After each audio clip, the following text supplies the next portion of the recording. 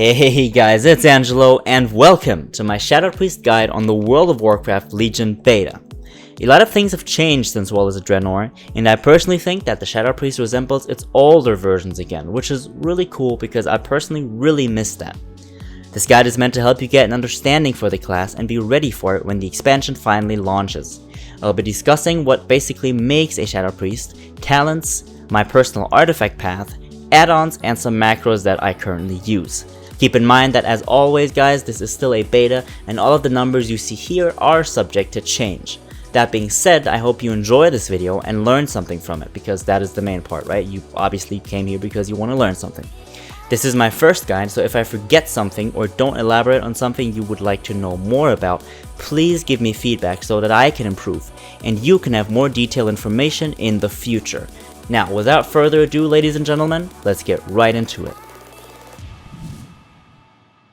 Before we dive into the new Shadow Priest, we need to consider what changed since Warlords of Draenor. Our Shadow Orbs have been completely removed, and our mana has completely shifted to a secondary resource. We now gain power from the use of Insanity, which is a new resource specifically designed for us and us only. Insanity is capped at 100 and allows the use of Void spells, specifically Void Eruption, Void Bolt, and passively our Void form. Now what's important to understand here is that compared to other resources, Insanity is based off of the value of 0, which essentially means that spells don't cost Insanity, they generate it. On the opposite side of this, the Insanity bar drains itself while we're in Void form. This means that we want to use our spells in order to compete against the drain, therefore staying in Void form for as long as we possibly can. Now, what is the Shadow Priest? And what defines this class really? Before we talk about how to play it, I think we should understand what it truly does. The Shadow Priest uses sinister shadow magic, especially damage over time spells, to eradicate his enemies. That being said, let's actually take a look at the main abilities we currently use. Mind Blast is a range attack on a short cooldown that generates Insanity. Mind Flay is a range attack that deals damage and generates Insanity while you channel it. Vampiric Touch is a range attack that deals damage over time and heals you when it deals damage and generates 4 Insanity. Shadow Word Pain is a range attack that deals damage over time and generates 3 Insanity. These two spells pretty much did not change. Void Eruption is a strong attack that damages your enemies and activates Void Form and requires 100 Insanity. Void Form is a transformation that enables Void Bolt and increases your damage the longer it is active. Now, let's look into these spells a bit more detailed. Void Form is activated by casting Void Eruption. It increases all of your damage dealt by 20%, reduces the cooldown on Mind Blast by 3 seconds, and grants 1% haste for every consecutive second in Void Form. Your Insanity will drain increasingly fast until it reaches 0, therefore ending Void Form.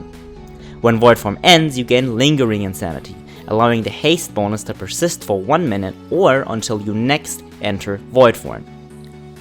Void Eruption releases an explosive blast of pure Void energy, activating Void Form and causing shadow damage to all enemies afflicted by your Shadow Word Pain or Vampiric Touch. During Void Form, this ability is replaced with an ability called Void Bolt. Void Bolt is only usable when in Void form and sends a bolt of pure energy at the enemy, causing shadow damage and refreshing Shadow Word Pain and Vampiric Touch to their original duration. This is really important. Again, this only works while you are in Void form. Now, I figured that you don't want to see me just passively talking about all of these abilities, so I will explain the rest of our abilities through actual gameplay. There is another passive we need to keep track of, and a multitude of talents and artifact traits we also need to be aware of. Now for my current artifact path, be sure to check out my video on the Legion Shadow Priest artifact path, which I will be sure to link in the description. Before we actually get into the gameplay, let's have one last look at our artifact. Xalatath, the Blade of the Black Empire, enables us to use an ability called Void Torrent. Void Torrent lets us raise our blade into the sky, channeling a torrent of void energy into the target for a massive amount of shadow damage over the next 4 seconds. Keep in mind that Insanity does not drain during this channel. This is important because this helps us fight against the Insanity drain we face while in Void form. There are a few perks in our trait path that help us even further with this. Unleash the Shadows being the prime example here, which gives Vampiric Touch critical strikes a chance to create shadowy apparitions, which I will talk about a bit further down the road. Essentially, the Shadow Priest is a slow starting but fast paced turning ranged DPS class which needs time to ramp up its damage capabilities. Once going, and with a lot of practice, the class is able to deal high amounts of damage while maintaining a high amount of fun and rewarding gameplay. As trying to maintain word form gets more and more stressful, the level of concentration required rises, and the margin of error gets very, very thin. Not messing up your rotation, knowing which spells to prioritize, and knowing what to do in an emergency are key to this class, and what's the most important, do not panic. Players who are able to maintain a calm mind while dealing with an almost constant hectic situation will excel with this class, but I'm not gonna lie to you. The Shadow Priest may not be your cup of tea if you're not up for a challenge. This class is designed with an insanely fast-paced idea around it, and not being able to keep up with the playstyle will not only result in bad damage, but also in a bad experience for yourself. Now your typical starting rotation, guys, will be very simple. You start by applying a Vampiric Touch and Shadow Word Pain, which are referred to as dots from here on out, followed by a Mind Blast and then a Mind Flay. Now continue to hold Mind Blast on cooldown and use Mind Flay as a filler until you reach the insanity threshold needed to enter Void form. With your Legacy of the Void talent, this will be at 70, if not then at 100 insanity. Your dots won't last throughout your first non-insanity phase, which means you'll have to reapply them once. Do this right before you enter Void form. Once everything is prepared, cast your Void Eruption and you now enter Void form and the fun begins. From here, your rotation changes. Void Bolt has the highest priority, and while it's on cooldown, you fill it with Mind Blast and Mind Flay. As you can see here, this means that you would normally cast Void Eruption, then Mind Blast into Mind Flay until Void Bolt is back up. Then Mind Blast, one tick of Mind Flay, and Void Bolt again. You now use one entire global cooldown of Mind Flay until Void Bolt is back up, and repeat the process. Once you build up haste stacks, your rotation will be less clunky and play itself a lot smoother. When cleaving, staying in Void form will be a lot easier. Our new Auspicious Spirits talents lets us generate insanity through Shadow Word Pain critical strikes, and this synergizes with Into the Shadows, as we've discussed earlier, as it does the same with Vampiric Touch. As you can see here, I've dotted up 3 targets and make sure that everything is in place before I enter Void form. I now cast Void Eruption and make sure to refresh my dots with my Void Bolts. I highly encourage you to use mouseover macros for this, as it can be incredibly difficult doing this by hand. Notice how I'll also keep track of my Auspicious Spirits and my Insanity bar using Twin Top's Legion WeakAuras. This helps me create a mental map of what steps to take next and helps me decide whether or not I need to pause my Insanity Drain with either Dispersion, which also halts the Insanity Drain, or Void Torrent. Before we get into talents, there's one more thing I need to discuss about Void Torrent. Void Torrent, though being a channel, is not actually considered a true channel by the game, but is rather seen as a dot. As we're not able to snapshot our DPS anymore with our normal dots, Void Torrent can indeed be, well, snapshotted in a specific way at the moment, as it has a locked and unchangeable 4-second channel, no matter how much haste they're currently at. This means that rather than simply having a faster channel, Void Torrent will actually just deal more ticks of damage with higher haste in that same time frame of those 4 seconds that I just mentioned. I personally feel that most of our talents are very flexible and are left up to the player to decide upon. Twist of Fate is our standardized level 15 talent, I would say, and has the same effect as on live, but has seen a slight buff. Fortress of the Mind is very good when playing with Surrender to Madness, as it gives our filler spells more damage and more insanity generation. Shadow Word Void has its perks, but it makes our gameplay feel a bit more clunky in exchange for a pretty much instant Void format burst.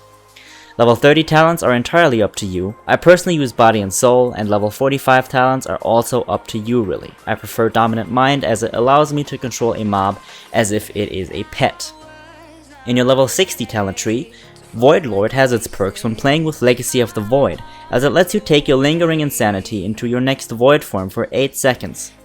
Reaper of Souls is my go-to talent, as it lets my Shadow Word Death generate its full amount of insanity, rather than only a third of it.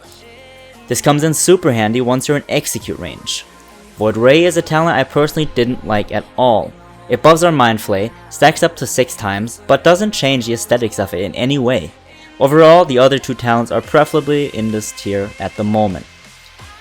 Level 75, I pretty much always use Auspicious Spirits as I enjoy Cleave gameplay a lot. My second option in the tier is Shadowy Insight for single target bosses, and Sen Lane has its perks while questing and if trying to bring more value into your group with more utility, as it increases your Vampiric Embrace's healing.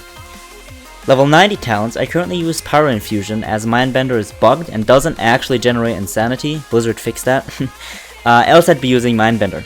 When taking Surrender to Madness, I would pretty much always take Power Infusion though, in order to use it as a bridge whenever it gets tight. And finally, our level 100 talents, I use Legacy of the Void for dungeons and quests, but refer back to Surrender to Madness when raiding, and it's also tons of fun. Mind Spike is not competitive at the moment, and I personally hope that this talent gets replaced by something else, as Mind Spike doesn't suit the Shadow Priest's idea in my opinion, and literally doesn't match their new playstyle in any way, shape, or form, at least in my opinion. Now, I've showed you a lot of footage using Legacy of the Void and Cleaving and all of that, but this guide obviously wouldn't be a guide if I wouldn't give you some insights on Surrender to Madness. I think that this is a great talent, and it becomes relatively clear that the Shadow Priest has partially been designed around it. Surrender to Madness can be viewed as the culmination of every aspect of this class, and rewards players who put effort into mastering it. The talent is not for the faint-hearted though.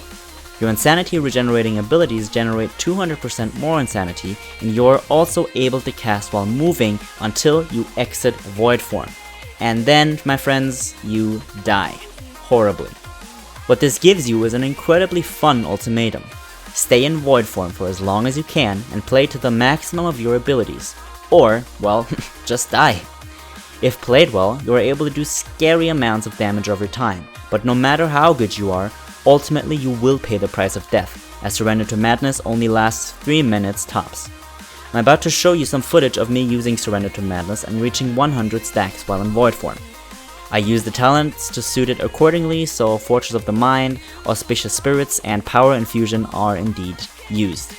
Keep a close eye on how I'm using my abilities to create a bridge whenever I get close to 0 insanity. Once at 100 stacks of Void form, things will fall into balance for a little bit if you are able to reach 100 stacks quickly. Obviously, I was not affected by Bloodlust or Heroism here, which would have made this a lot easier. Now, ladies and gentlemen, enjoy.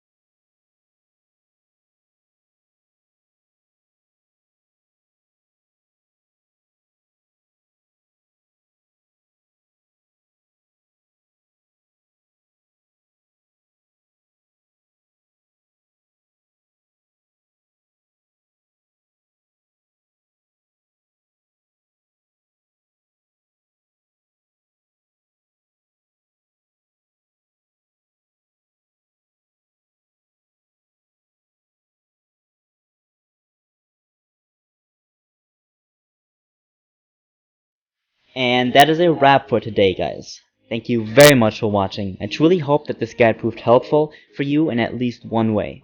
If you have any concerns or feel as if I should improve on something like the organization or elaborate on my explanations a bit more, please, again, don't hesitate and inform me in the comments. I hope you will enjoy the Shadow Priest as much as I do, and if you don't want to main it in Legion, then I really don't know what you're waiting for. Feel free to leave a like or even subscribe, and have a great day.